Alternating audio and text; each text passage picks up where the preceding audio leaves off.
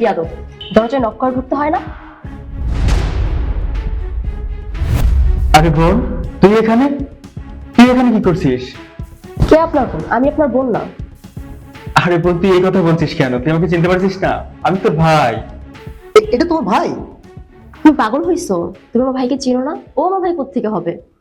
Sir কি বলছেন? আমি আমার বোনকে চিনতে পারবো না? স্যার ওটা আমার বোন। ও যখন একদম ছোট তখন আমার মা বাবা মারা গেছে ওকে রেখে। আর আমি ওকে চিনতে পারবো না? আমি ওকে নিজে হাতে মানুষ করেছি, একদম ছোট থেকে বড় পর্যন্ত। স্যার সত্যি আমি বলছি, ওটা আমার বোন। এই, আপনি কি পাগল হয়েছেন? আপনি আমার ভাই কোত্থেকে হবেন? আপনি আমার ভাইয়ের আগে চিনতাম না। আর আমি আপনার বোন হতে যাবো কেন?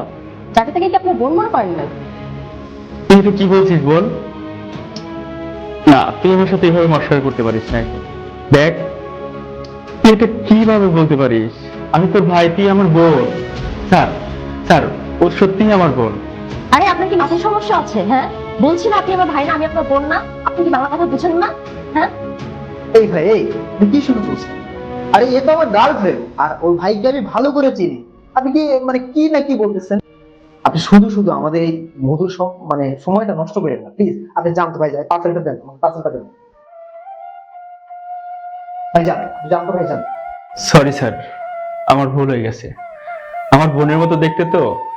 আমার বোন অনেক আদরের, অনেক ভালোবাসি আমাকে, একদম আমার বোনের মতোই দেখতে। এই জন্য নিজেকে ঠিক রাখতে পারিনি।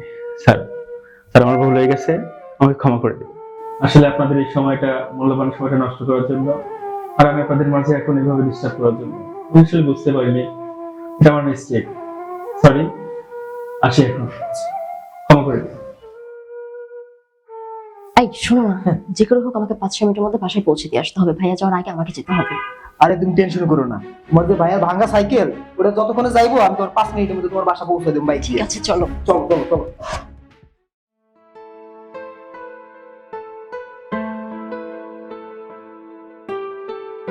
আরে বোন, ঘুমাচ্ছিস তুই?